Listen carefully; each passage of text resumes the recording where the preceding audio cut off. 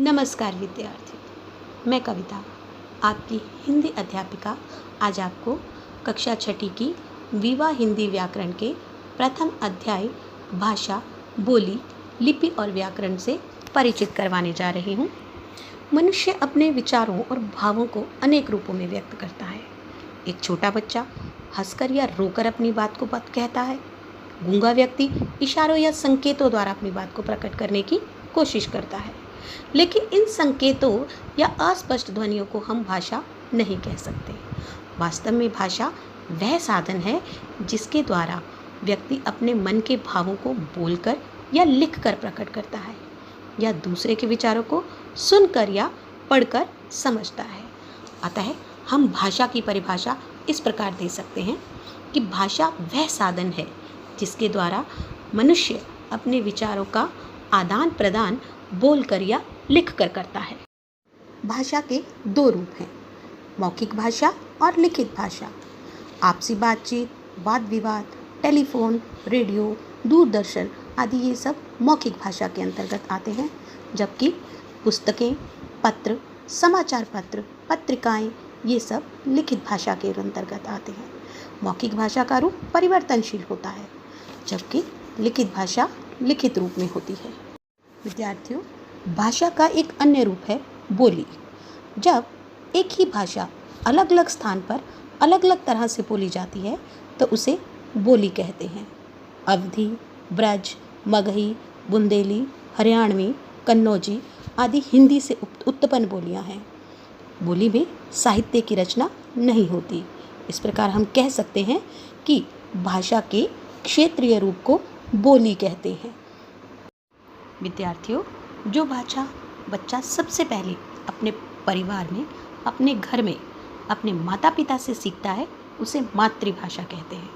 जैसे पंजाबी भाषी परिवार में जन्मे बालक की मातृभाषा पंजाबी होती है और गुजराती परिवार में जन्मे बच्चे की भाषा गुजराती होती है। विद्यार्थियों, अब बात करते हैं हम लिपि की। मौखिक ध्वनियों को लिखित रूप में प्रकट करने के लिए प्रत्येक भाषा में कुछ चिन्ह निश्चित होते हैं। ये चिन्ह ही भाषा की लिपि कहलाते हैं। हम कह सकते हैं कि भाषा को लिखने के लिए हम जिन चिन्हों का प्रयोग करते हैं उसे लिपि कहते हैं। पूरे संसार में अलग अलग भाषाएं बोली जाती हैं और हर एक भाषा की अपनी एक लिपि है। जैसे मराठी, हिंदी, संस्कृत भाषाओं की लिपि देवनागरी है, पंजाबी की गुरुमुखी, चीनी की चित्रलिपि, अंग्रेज़ी, जर्मन, फ्रेंच भाषाओं की रोमन लिपि, उर्दू की फारसी और बांग्ला भाषा की बांग्ला लिपि है। विद्यार्थियों, क्या आप जानते हैं कि हमारी राष्ट्रभाषा हिंदी को विश्व में सबसे अधिक बोले जाने वाली भाषा के रूप में तीसरा स्थान प्राप्त है।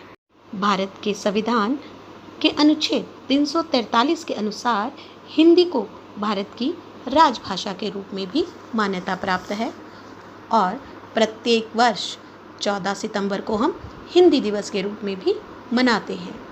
हमारे भारत में अलग अलग राज्यों में अलग अलग भाषाएं बोली जाती हैं और इन्हीं भाषाओं में से कुल 22 भाषाओं को भारतीय संविधान की 8वीं अनुसूची में मान्यता भी दी गई है, जिनमें से हिंदी, पंजाबी, मराठी, गुजराती, उर्दू, कश्मीरी, तमिल, बोडो, नेपाली आदि भाषाएं शामिल हैं।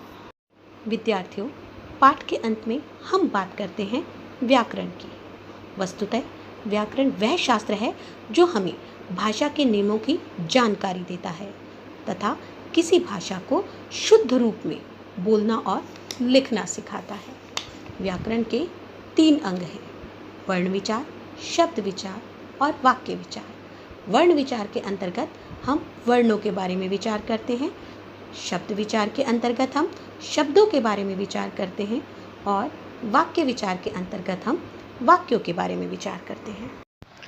आइए जानें पाठ में हमने क्या सीखा।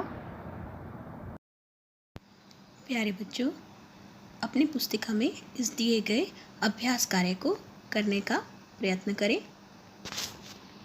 साथ ही आपकी पाठ्य पुस्तक के अंत में दिए गए इस अभ्यास कार्य को भी करने का प्रयत्न करें। धन्यवाद।